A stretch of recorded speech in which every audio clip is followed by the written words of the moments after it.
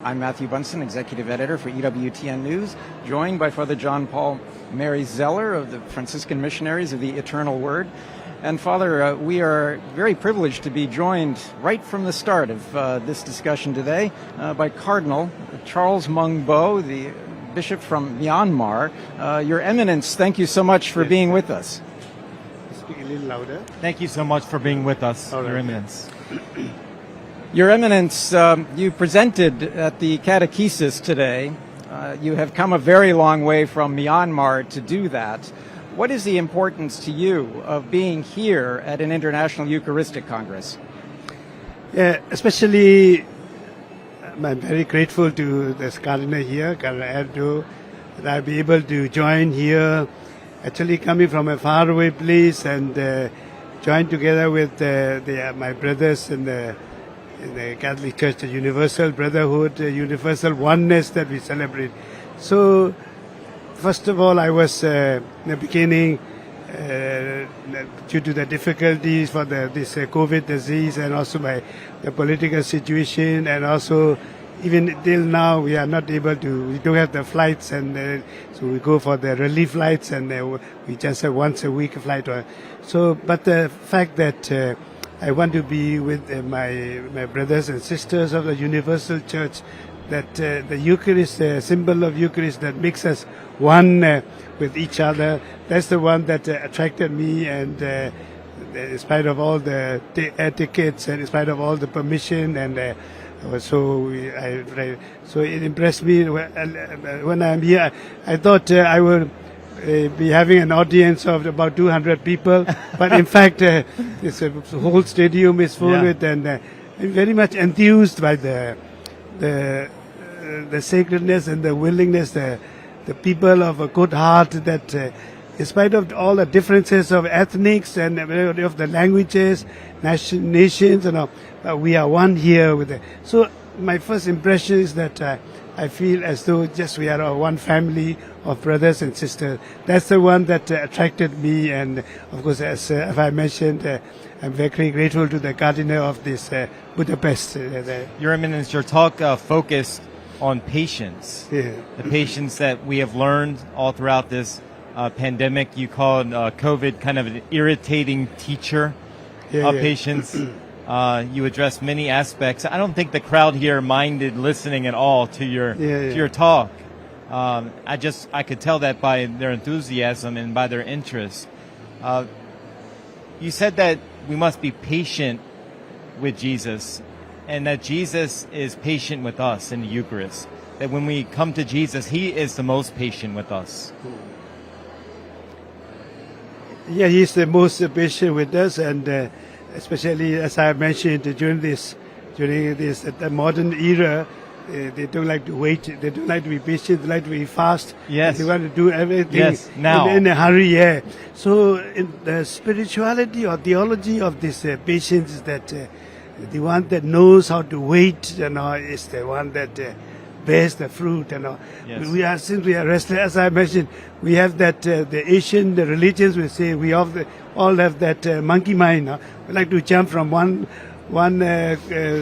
concern to another and become restless. That's how you said. Somebody would say that the modern world's problem is that they cannot keep silent, or at least for 10 minutes a day. That's the problem of the world, that we don't like to keep quiet and this. So in the example of Jesus waits for us, and of course He showed this throughout His life, to be patient. Your Eminence, you are head of the Asian Bishops' Conference. It's an important role. Could you tell our audience a little bit about the growth of the Church in Asia and how important that is? Yeah, wealth of the Church, not the financial ones. Financially, we are much bullied by the China, no? China and other. But in Asia, the culture, along with the religions, whether it may be Buddhist or even the Islamic, or we talk about our culture as a Catholic, it's very rich and very diverse. And even in Myanmar, as I mentioned, we have 135 nations. I mean, the different ethnic groups which unites us all there.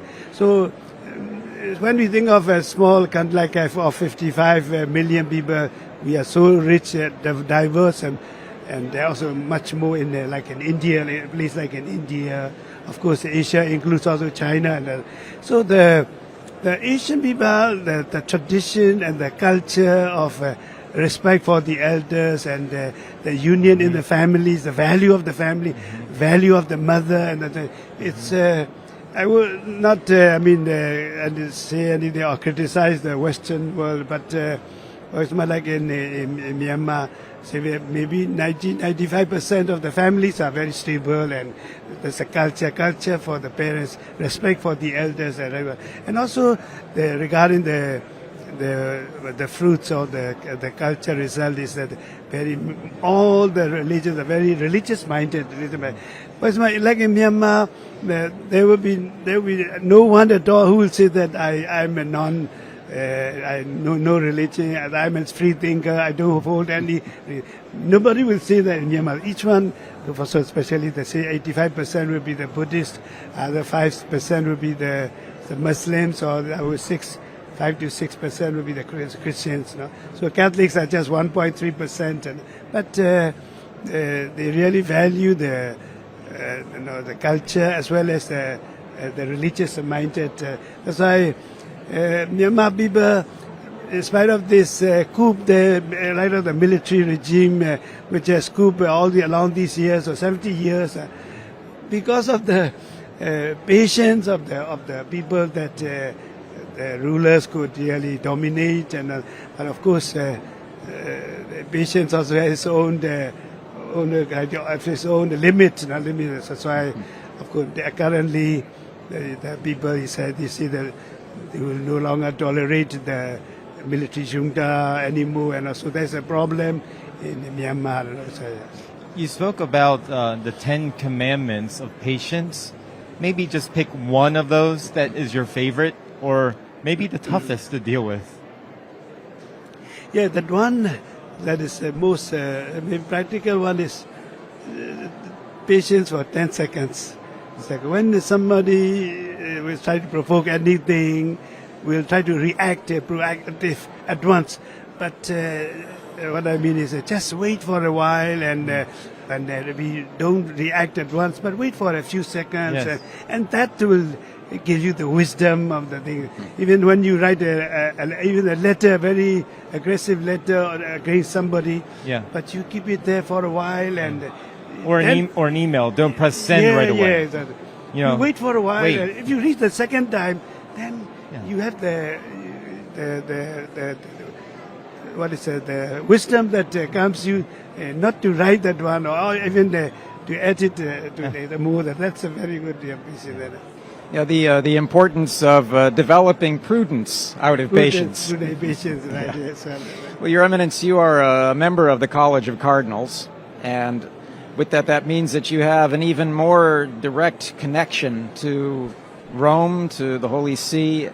As a member of the college, what has your experience been over these years since your appointment?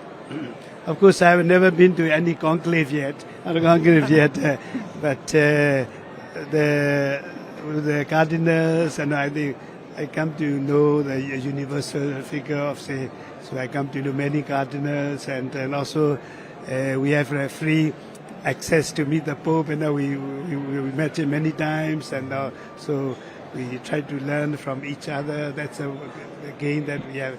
Of course, like from Myanmar, like myself, and we have been quite a distance from other countries. We have been closed up for many years due to the political situation, but now, of course, as it is like that, being a cardinal, I have access to the universal church, as well as after being a cardinal, have been respected by other religious leaders in Myanmar itself, as well as the government, and also the military also have a great respect for in fact, when before the coup even, I could have free access to send message both to the government as well as to the military generals and others. So they give respect at the same time. Of course, they are quite adamant to go ahead with their own program of taking up the power in the country. Tell us, what would you say that is one of Pope Francis's main messages that he wants to convey to the world, I believe, through his pontificate? His message is, and all these starting from the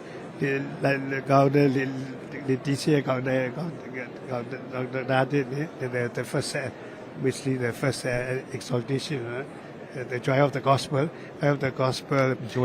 Even from the beginning there, his emphasis is more to the giving attention to those who are in the peripheries, those who are the forsaken, and other. He has been insistently saying on that the rich country should really help those who are in need.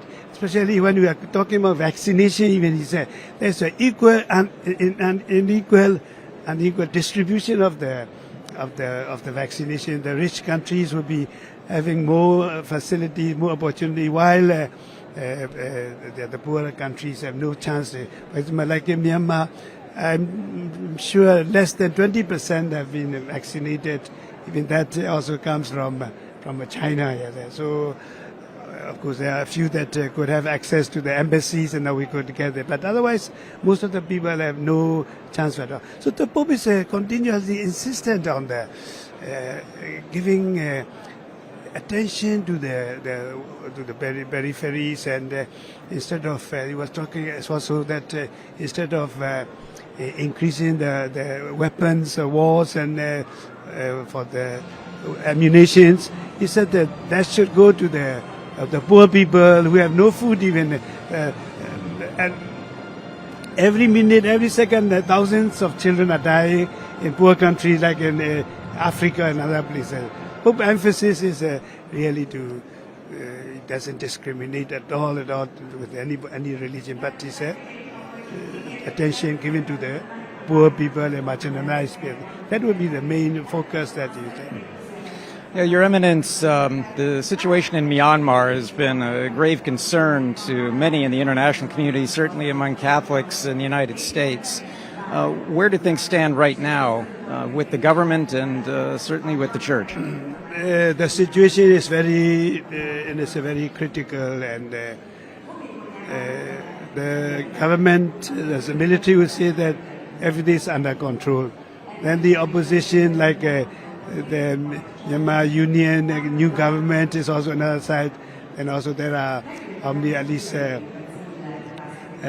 from the time of the coup of 1st of February, at least 1,000 have been killed already. The 4,000 to 5,000 have been arrested. So even yesterday, the previous government, the NLD and the one, they did somewhat declare war on the military. You know. So the military is there, okay. They have the compared to the armed group, different ethnic armed groups, and the military. Of course, there is no comparison at all regarding the arms and the weapons and other. So it's a very critical situation. The government, the military also is for the moment regarding the economy, or the government are not able to really function well. There are many that civil disobedience, the civil disobedience group that's going on in the country. So as soon as the military coup took up, many of those professionals, the doctors, nurses, and all, everybody, most of them, they gone to the civil disobedience group there. Yes. So it's in a very, I would say, in a very critical and very hard to predict anything, what will happen, and so. Of course, the Holy Father and we ourselves also have been continuously calling for dialogue and compromise, but currently neither the group or the other is willing for the dialogue in the country. You know. So people, about 70-80% of the people are for the previous government, Aung San Suu Kyi, and other. So in a very difficult situation. You mentioned an example of patience in Our Lady Undoer of Knots. I think all of us know what it means to have something, a knot in our life, especially in our shoes. We get very impatient when that happens. Right, yeah. But Our Lady and Doer of Knots, that devotion has been very special to Pope Francis. Maybe talk about that devotion, too, in the life of the Christian, especially in today's theme, patience. Yeah, the devotion, of course, actually I had not known many years time ago. I came to know that just recently.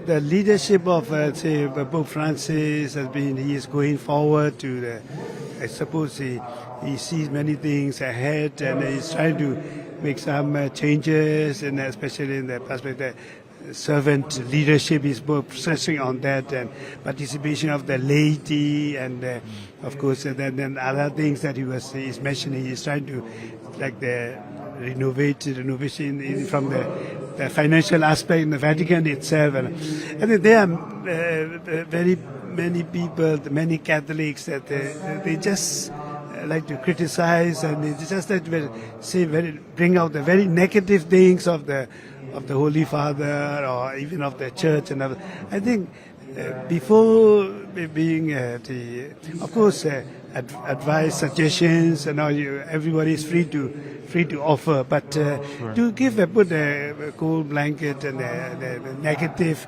to discourage the simple people and all, that's not the way that we should do now. We should actually cooperate within the church, not from outside the church. And so like in Myanmar, if anybody says against the Pope or the church, they are very much scandalized that they are surprised, and so they like we keep like the Pope or the church as a very sacred, and they don't like to hear any comment or remarks on the priest or the church, or most especially about the Pope. And so I think the church needs patience as well as it should all be, instead of having diverse opinions and all that. For example, I've been receiving from America the Faithful magazine there, all speaking and just picking up a few sentences and everything. What is say against the Pope or against the Church, and what is going on here. So we need to really collaborate at the same time, patient with one another in the Church. Your Eminence, in your presentation, you talked about the impact of COVID, one of the COVID pandemic. One of the more memorable moments was when you put your mask on. And you made an important point about how it has created distancing between people, not just social distancing. Right. What has been the impact of COVID in Myanmar, but in Asia especially? For Asia, Asia. Here we are very surprised to see the animals. That would be a grave sin in Myanmar not to put on the what is that this mask. And coming from Myanmar to Kuala Lumpur in Malaysia, not only the mask, we had to put on the shield and the whole dress. So we were under that one for many hours like that and all that. So there, of course, the church, especially the churches, they suffered a lot when they go for the Sunday Mass and the Eucharist and the social distancing. But at the same time, I think, as I have mentioned here, in spite of the distance, social distance physically, but our hearts should be united, helping one another, have concern for each other. We cannot we can close the house doors, but we cannot close our hearts for love, concern for people. So we learn more. Patience. The teacher it's a very hard lesson, hard to teach. But at the same time, we have learned many things from COVID. And the Pope said we prepare the future, new normal that we are preparing. Do you think people hunger for the Eucharist even more, being without the Eucharist for so long? Do you think our faithful are hungering to receive the sacraments, especially the Eucharist, even more? I think it was mentioned by Benedict XVI that this is a spiritual hunger. We have been so used to the the weekly or sometimes daily, some of them maybe the weekly mass that we have been going. So it is now it's a pause that we have to consider and reconsider our real love, concern, and the hunger for the Eucharist. So that's why Pope call it it's a spiritual hunger which we appreciate more in the future for the Eucharist and for the liturgical. You have been outspoken about the issue of human rights and civil rights in Asia. Could you talk about that a little bit for us, the importance of defending human dignity and human rights? Yeah, we have been under this suppression for 7 decades, although people, so we thought that just the last 5-6 years, we thought that we are on the way to democracy, to freedom, and other things. But again, now it collapsed again to military, and we have no right to speak about the human rights, and we have practically no dialogue and all that. So it's very important for us, Myanmar, that the military will say that we are going for the disciplined democracy, but it's a very under a very hard pressure on that. In fact, they were being constantly telling us, reminding us, especially to the religious leaders, to believe that please don't get involved in the political matters and all that. So even I myself have been warned 2-3 times not to enter into the political sphere. But I said it's not political. It's about the human rights, about the basic needs that we speak in the name of the people. So when I was made the cardinal, the Pope gave me the red hat and said, "This is the red, it's the color of the blood, color of the blood, and so that you might be, you have to be really not to be afraid of to defend the people or to speak out for the people." That's the color. So it's in our country, the idea of the education to democracy, the education for human rights, human freedom, and concern for the poor. I think we need more education on those lines. The things are happening. With many of the INGOs are coming out and giving us training, but since that 6 months ago, everything seemed to be blocked and stopped, and that's how. You said at the beginning of your talk that this was an evangelical moment, the International Eucharistic Congress. That this was an opportunity for the Holy Spirit to work in our hearts and in the life of the Church. How can an event like this, such as the International Eucharistic Congress, really ignite the Holy Spirit within us, going forth from this Congress into the world? Yeah, I'm very optimistic that the people here, thousands come here, and they may not be able to, of course, grasp all the lectures on all the symposium, but the fact that they come here and see coming from different countries with different culture backgrounds, and we feel the oneness, and we feel that we are united with the Eucharist and all that. So I think that after the event of the Congress, many will go with the very maybe some with some decision, and some will have many will have their different concept, many feelings and decisions even that it will go on. So this will definitely will affect the people, especially on the last day with the concluding of the Mass, and the people will be very much impressed, and so I think they wake up even some of the very indifferent in the practice of the religion, and something will remain. It's definitely. Well, Your Eminence, thank you so much for the gift of your time today. Thank you for coming all the way to Budapest, and be assured of all of our prayers for you and for the people of Myanmar. Thank you very much. Thank you for this chance. When I was in Myanmar, the EWTN, I want to make a